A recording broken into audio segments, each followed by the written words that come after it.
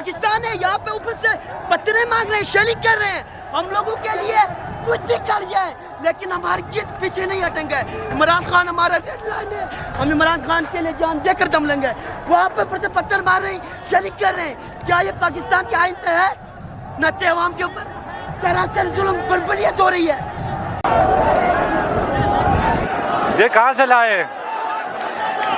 Police वाले से लिए उन्होंने दे दिया आपको? जबरदस्ती लिए, जबरदस्ती आज ले लिए पुलिस वाले से दोनों।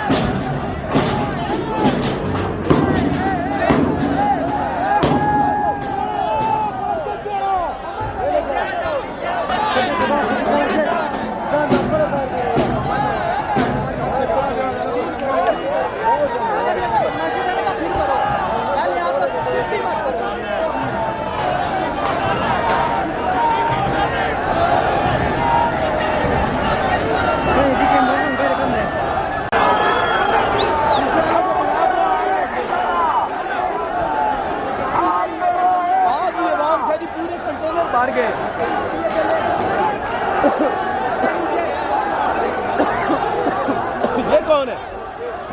और ये कौन है? ये पैलेट गन वाला।